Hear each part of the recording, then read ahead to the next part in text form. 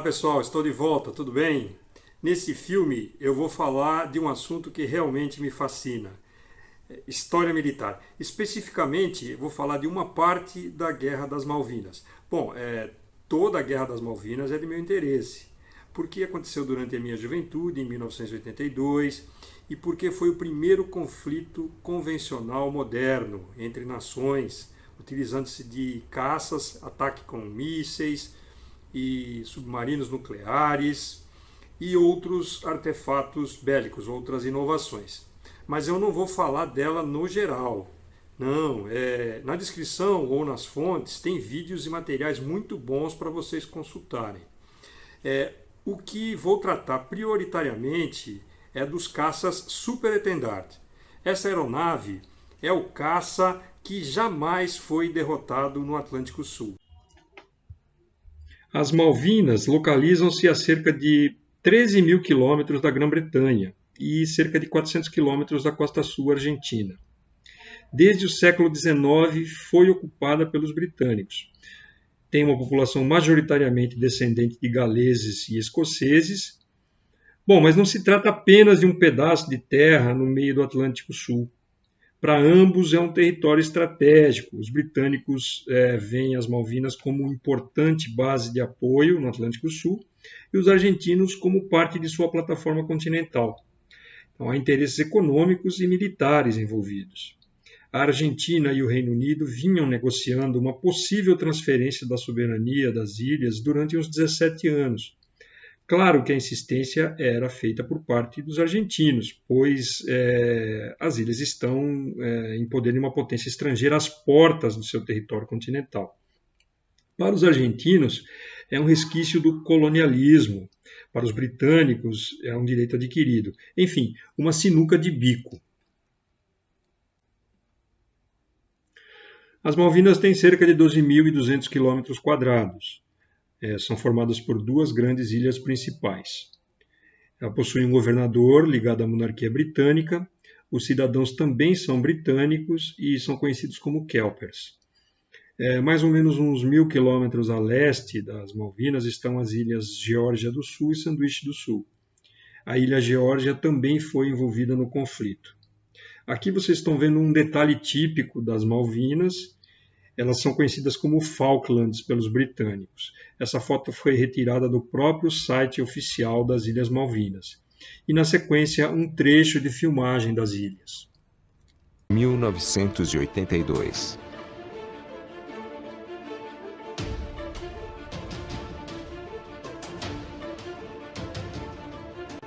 Bom, é bom a gente lembrar que a Argentina estava sob um governo de uma violenta ditadura militar.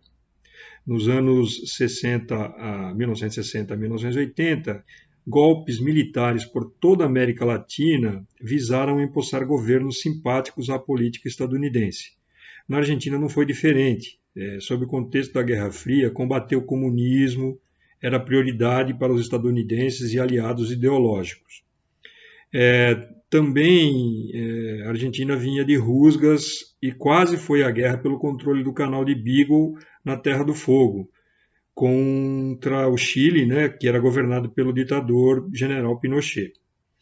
Essa relação conflituosa e a posição chilena a favor dos britânicos fez com que a Argentina ficasse com o temor de um aproveitamento da crise das Malvinas por parte dos militares chilenos.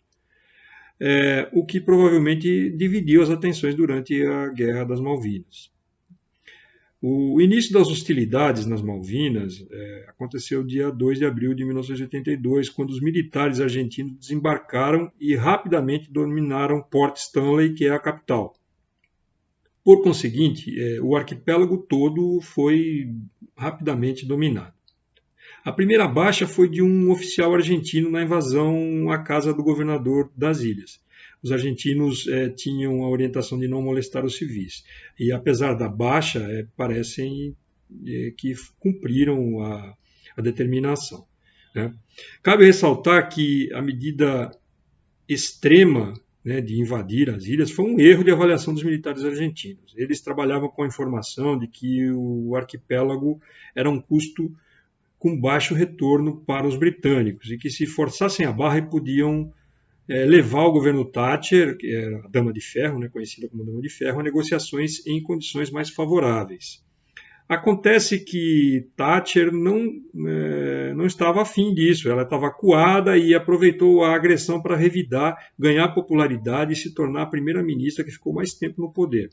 A ONU aprovou uma resolução favorável aos britânicos. Diplomaticamente, a situação não era boa para os argentinos.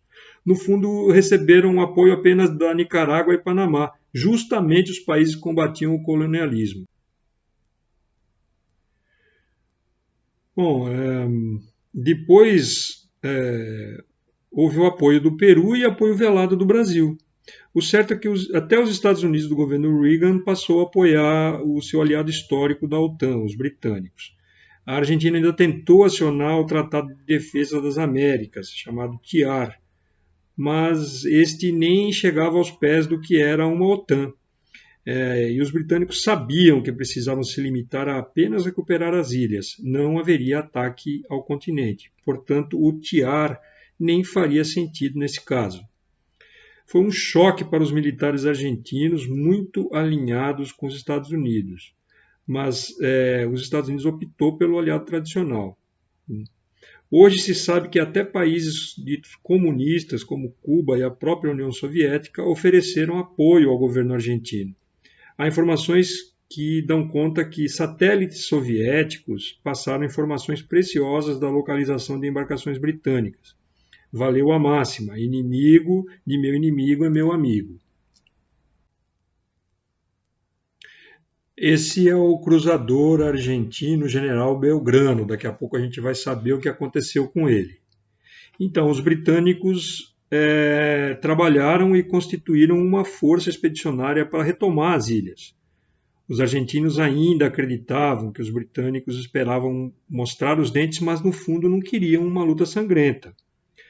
Aos poucos, as distâncias da frota britânica com as ilhas foi diminuindo. E o governo britânico decretou uma zona de exclusão ao redor das ilhas. Tá? Os argentinos interpretaram corretamente como um ato de guerra. Então, acionaram o cruzador General Belgrano para patrulhar a área. Né? Mas ele estava fora da zona de exclusão. Tá? Então, nesse momento, por volta do final de abril e início de maio, os argentinos estavam flexibilizando suas posições quanto a um acordo. Né? Acreditavam estar chegando a uma proposta de consenso para apresentar para o governo britânico, né? Com a ajuda dos diplomatas e do presidente Belaúnde Terry do Peru. Mas o submarino nuclear HMS Conqueror, depois de perseguir o Belgrano por cerca de 30 horas e consultar a primeira-ministra, recebeu ordens para torpedear o Belgrano, mesmo que ele estivesse fora da zona de exclusão. Provavelmente um ato para evitar a via diplomática sem a vitória militar britânica. No afundamento do Belgrano, morreram 323 marinheiros, metade das mortes argentinas na guerra. Então, nesse momento, o conflito tomava um rumo irreversível. Nestas fotografias, vocês estão vendo o detalhe do afundamento do cruzador Belgrano à esquerda e do submarino nuclear HMS Conqueror. O Belgrano foi o único navio abatido por um submarino nuclear até hoje. Segundo informações britânicas, foram usados torpedos MK-8, mas os argentinos desconfiam que os artefatos usados foram os Tigerfish. Pelo menos 2 disparos puseram o cruzador a pique.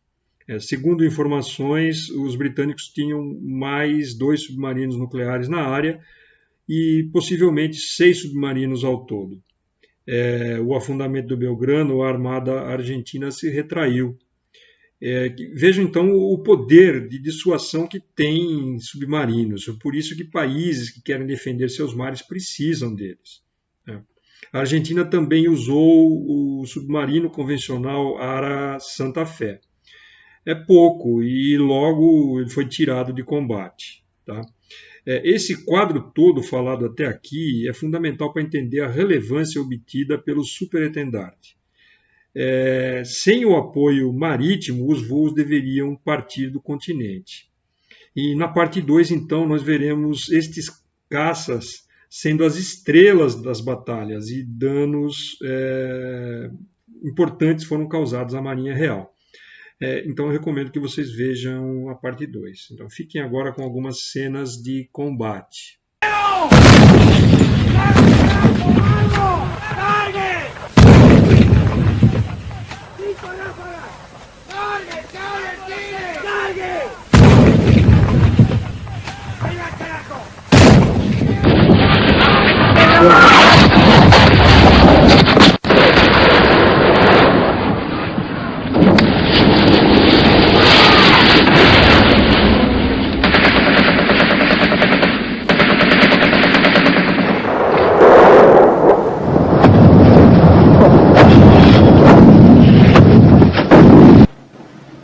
E então, pessoal, gostaram da história até aqui? E vocês vão gostar ainda mais da parte 2, que é a continuação, que aqui eu falei um pouco da Guerra das Malvinas e tal, né? Então, eu convido vocês a olharem aqui no meu canal no YouTube a parte 2, continuação desse filme.